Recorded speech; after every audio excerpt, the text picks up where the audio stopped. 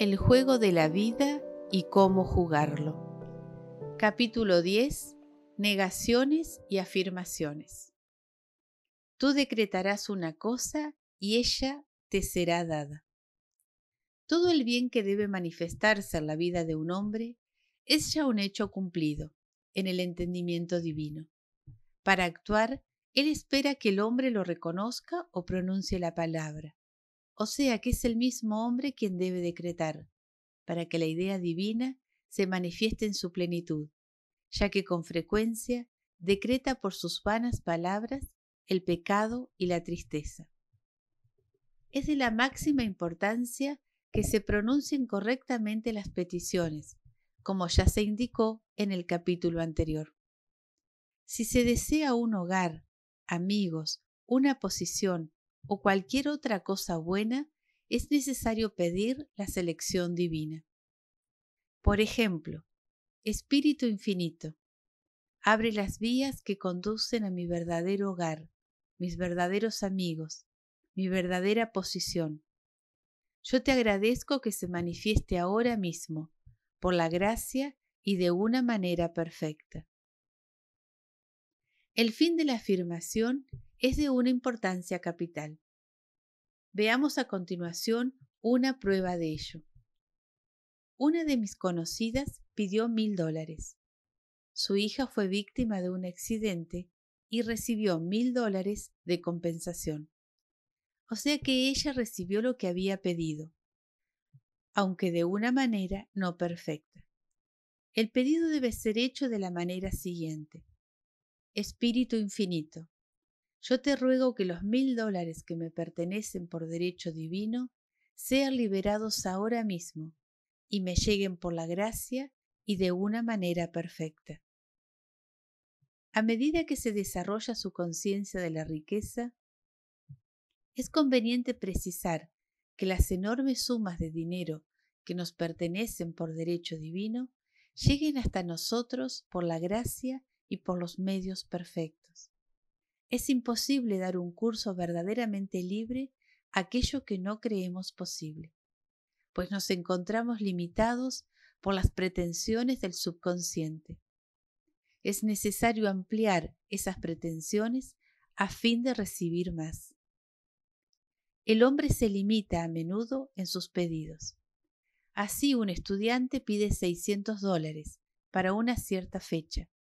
Finalmente los obtiene, pero poco después se da cuenta de que en realidad desearía recibir 1000. Sin embargo, y según la palabra que fue pronunciada, se le dan los 600. Ello tiene limitado al Santo de Israel. La riqueza es un asunto de conciencia. Los franceses tienen una leyenda que ilustra esta verdad.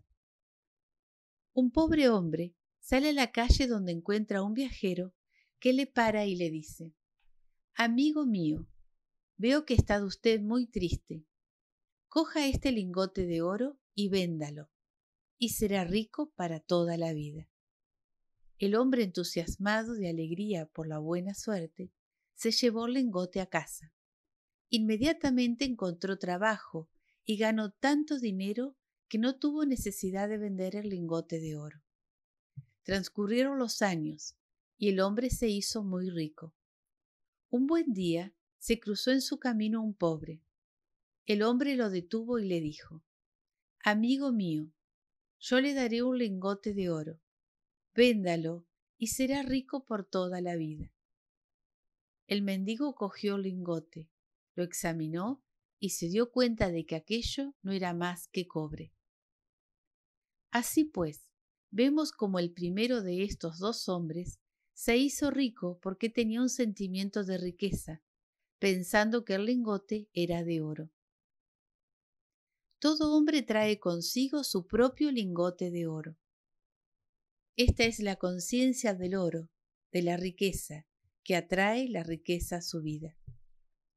Al formular sus peticiones, es necesario empezar por el fin, es decir, declarar haber recibido ya. Antes de que me llamen, yo responderé. Al afirmarla continuamente, la fe se establece en el subconsciente. No sería necesario repetir una afirmación si se tuviera una fe perfecta. No se debe suplicar ni implorar, sino dar gracias constantemente por aquello que ya se ha recibido. El desierto se alegrará y se abrirá como una rosa. El hecho de alegrarse mientras aún estamos en el desierto abre la vía de la liberación. La oración dominical es a la vez un mandamiento y una petición. Danos hoy el pan nuestro de cada día y perdona nuestras ofensas, así como nosotros perdonamos a quienes nos hayan ofendido. Y termina por la alabanza, pues a ti es a quien pertenezco, por todos los siglos, el reino, la fuerza y la gloria. Amén. Así pues, esta oración es un mandamiento y una petición, una alabanza y una acción de gracias. El trabajo del estudiante consiste en llegar a creer que con Dios todo es posible. Esto parece fácil, así tomado en abstracto, pero es un poco más difícil cuando nos encontramos en presencia de una dificultad. Por ejemplo, es necesario que una mujer atraiga una gran suma de dinero para una determinada fecha.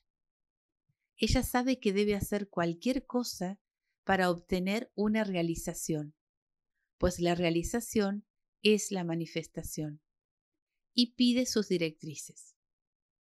Poco después, al pasar ante una gran tienda, se fija en un bonito abridor de cartas de esmalte rosado expuesto en el escaparate.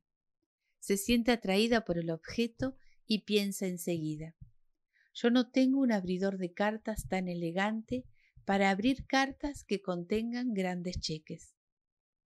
Compra entonces uno, pero su razón le dice que estaba loca por haber hecho tal gasto. Sin embargo, cuando lo tiene en su mano, se ve en su imaginación abriendo un sobre que contiene un cheque importante, y algunas semanas después, efectivamente, recibió el dinero que necesitaba. El abridor de cartas de esmaltes rosado fue la forma mediante la cual había pasado a poner en marcha su fe activa. Hay abundantes relatos sobre la fuerza del subconsciente cuando está dirigido por la fe. Un hombre, por ejemplo, pasó la noche en una finca. Las ventanas de su habitación estaban todas cerradas, y en medio de la noche, al sentirse sofocado, se dirigió la oscuridad hacia una de las ventanas. No logró abrirla y rompió con el puño el cristal de la ventana. Después de eso, pasó una noche excelente. A la mañana siguiente, se dio cuenta de que él solo había roto los cristales de la estantería de libros, mientras que la ventana había permanecido cerrada durante toda la noche.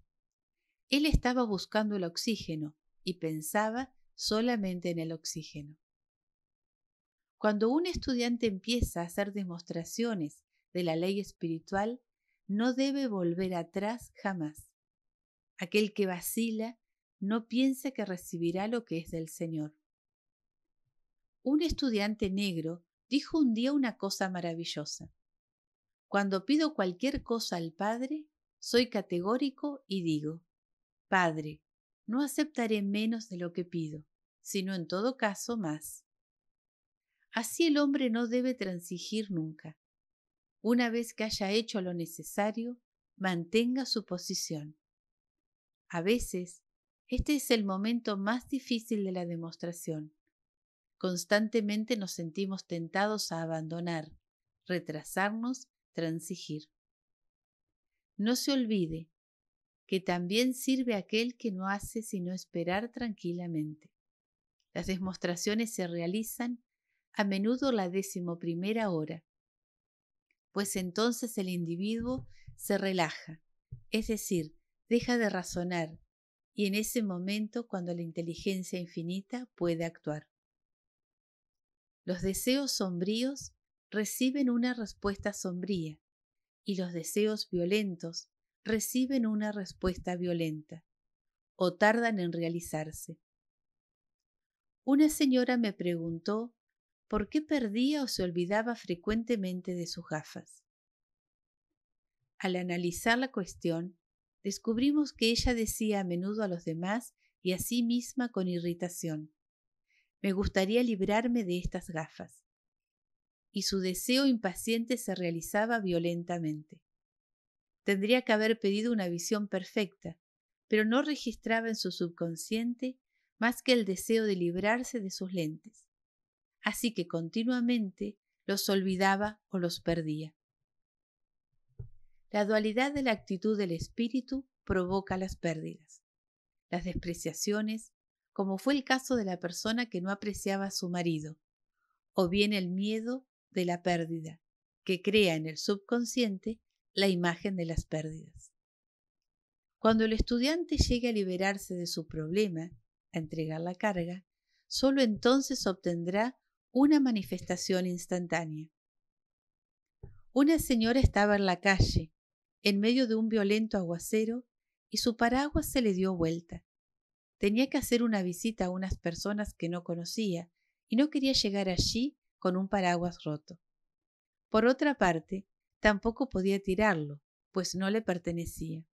Desesperada rogó: «Oh Señor, hazte cargo de este paraguas, yo no sé qué hacer con él». Un instante después, una voz le dijo: «Señora, ¿quiere que le arregle el paraguas?». Un reparador de paraguas se encontraba a su lado. Ella se apresuró a aceptar su oferta.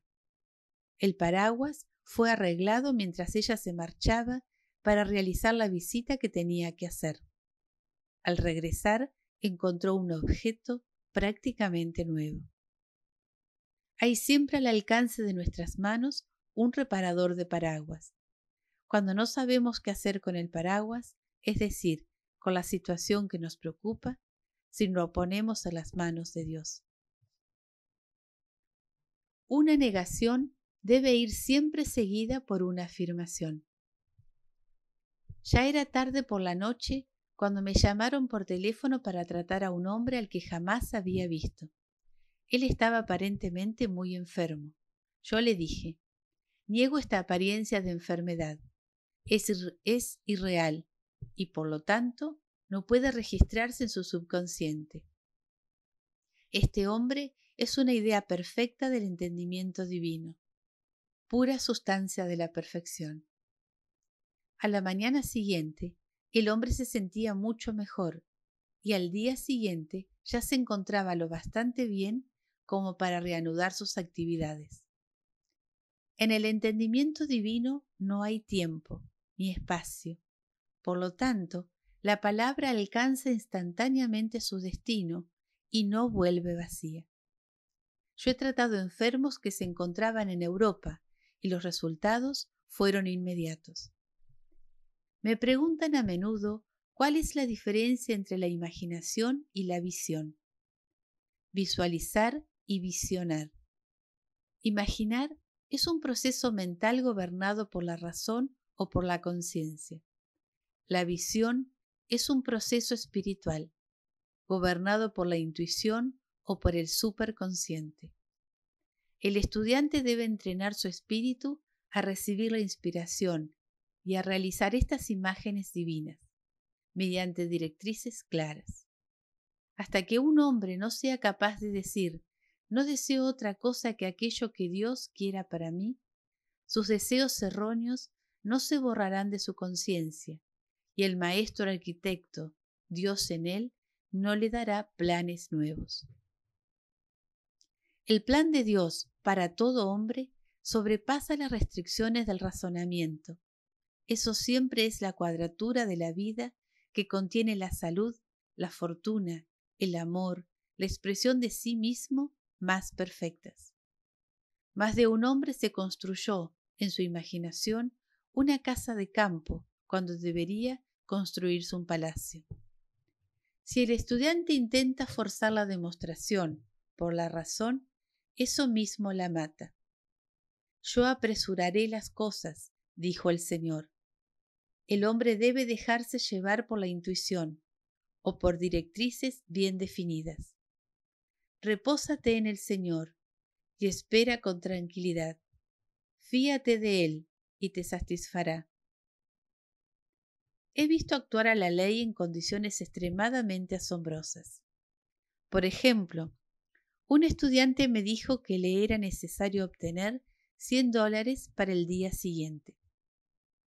Los necesitaba para pagar una deuda, así que era de una importancia vital que se los procurase. Yo pronuncié la palabra declarando que el espíritu jamás se retrasa y que la riqueza está siempre al alcance de las manos. Esa misma noche, la joven me llamó por teléfono para comunicarme que se había producido el milagro. Tuvo la idea de examinar los papeles que estaban en su caja fuerte del banco. Antes de verificar sus documentos, encontró en el fondo de la caja un billete nuevo de $100.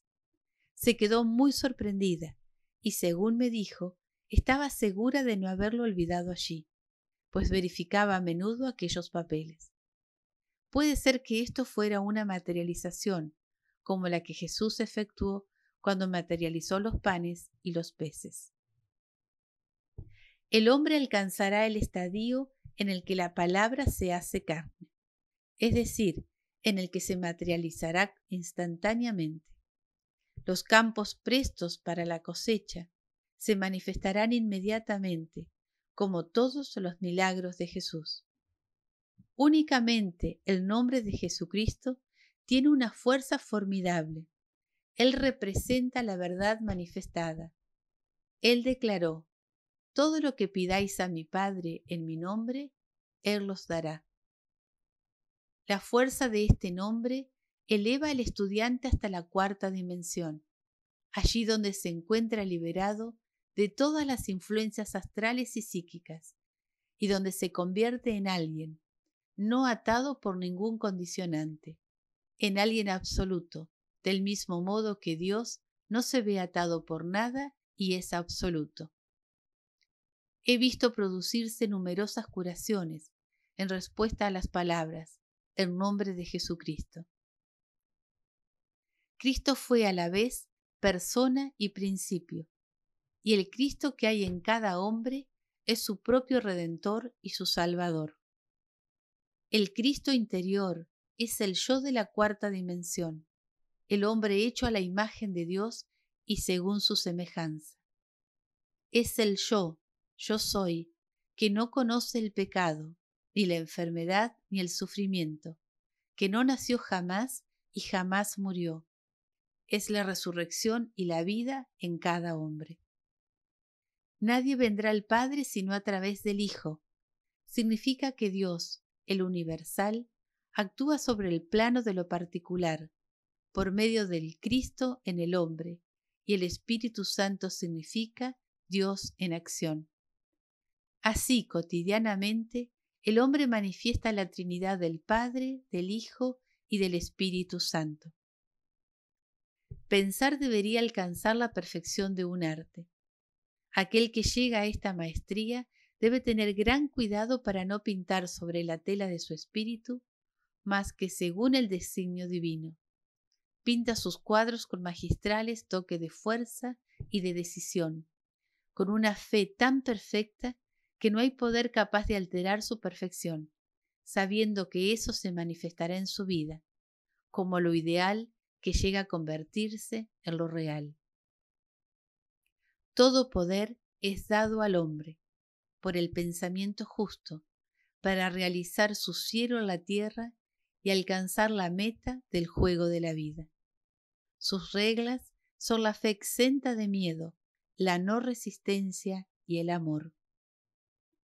Pueden cada uno de nuestros lectores ser liberados de aquellos que lo mantuviera prisioneros durante tantos años, separándoles de lo que les pertenecía, y puedan conocer la verdad que les hará libres para cumplir su destino, para provocar la manifestación del designio divino que hay en su vida, la salvación, la riqueza, el amor y la expresión perfecta de sí mismos. véanse a sí mismos transformados a través de la renovación de su espíritu.